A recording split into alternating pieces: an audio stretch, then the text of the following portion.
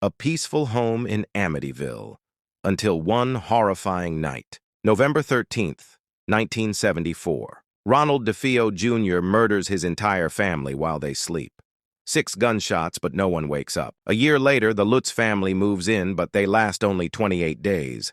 Because they hear voices whispering their names, doors slam shut on their own. Foul odors fill the air, and red, glowing eyes stare at them from the darkness. Their priest warns them, "Leave now." But is it a haunting? One thing is certain, no one who's lived there has ever stayed for long. Would you dare to spend a night inside? Jeffrey Dahmer, the man whose crimes shocked the world. In the 1980s, behind a calm and unassuming facade, he lured young men to his apartment, drugged them, and committed unspeakable acts: murder, dismemberment, and even cannibalism. If you like and subscribe this video, Jesus will always protect you. He kept body parts as trophies, turning his home into a chilling chamber of horrors. One victim almost escaped, but police returned him, unaware of the nightmare inside. Dahmer's spree of terror, which began in 1978, finally ended in 1991 when police discovered his dark secrets. His story remains one of the most horrifying in history. In the early 1800s, the Bell family of Tennessee encountered something terrifying. It began with strange knocks on their walls and whispers in the dark.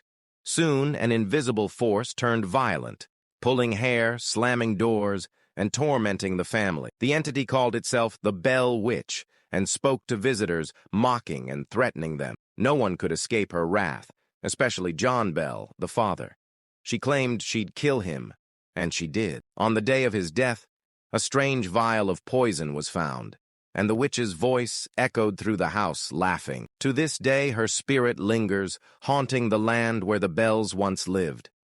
Dare you visit her domain? Subscribe for more interesting videos. A tragedy that shook America. In 1932, March 1st.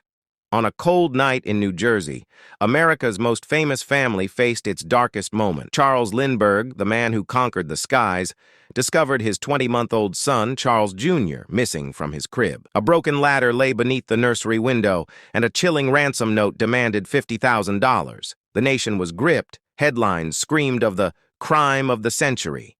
Weeks of desperate searches led nowhere. Then, in May, the baby's lifeless body was found in nearby woods. The world wept. 2 years later, police arrested Bruno Richard Hauptmann, a man caught with the ransom money. He was convicted and executed, but questions remain. Did he act alone, or was he just a pawn in a greater plot? The Lindbergh kidnapping wasn't just a tragedy. It was a moment that shattered the illusion of safety even for America's heroes. Subscribe for more interesting videos. November 24th, 1971. A man in a suit, using the name D.B. Cooper, boards a plane from Portland to Seattle. Mid-flight, he calmly hands a note to a flight attendant. "I have a bomb." He demands $200,000, 4 parachutes, and a refueling stop. The plane lands, his demands are met, passengers are freed. But Cooper isn't done. With the crew still aboard, he orders the plane back into the air, heading south. Somewhere over Washington's dense forests, in the middle of a stormy night, he jumps. No one ever sees him again.